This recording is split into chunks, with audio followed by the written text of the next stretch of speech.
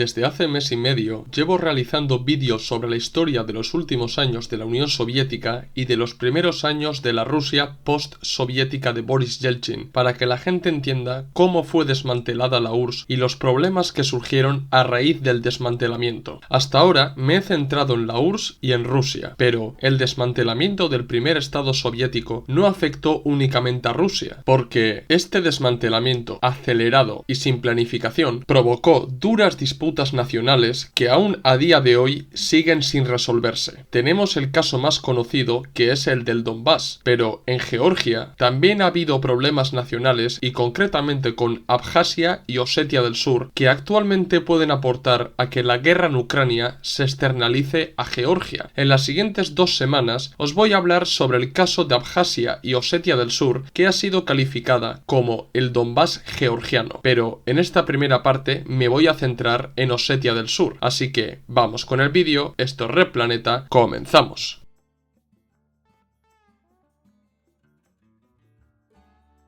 Como os acabo de decir en la introducción del vídeo, la cuestión de Abjasia y Osetia del Sur, también conocido como el Donbass georgiano, lo voy a dividir en 2 partes. En este vídeo os voy a hablar sobre Osetia del Sur y la semana que viene sobre Abjasia, así que vamos con todo a hablar sobre Osetia del Sur. Me imagino que habréis oído hablar sobre Osetia del Sur, pero también me imagino que muchos otros desconoceréis dónde está Osetia del Sur, por qué hay un problema nacional con Georgia y las causas de la guerra entre Osetia del Sur y Georgia, así que estoy obligado a dar algunas pinceladas históricas sobre Osetia, Norte y Sur, para que podáis entender de dónde surge este problema y cómo se ha desarrollado hasta nuestros días. Antes de nada, vamos con lo que es actualmente Osetia del Sur. La República de Osetia del Sur es un estado con reconocimiento limitado, o sea, que no está reconocido por todos los países o la mayoría de los países de la comunidad internacional. Solamente Rusia, Abjasia, Nauru, Nicaragua, Siria y Venezuela reconocen a Osetia del Sur como un estado soberano, por ende, como una república independiente. Para la mayoría de los países del mundo, Osetia del Sur forma parte de Georgia, aunque de facto actúe como un estado independiente. Osetia del Sur está situado en la parte sur de la cordillera del Gran Cáucaso y el resto de los osetios que están al norte de esta cordillera se encuentran dentro de Osetia del Norte Alania y es una de las repúblicas que conforman la Federación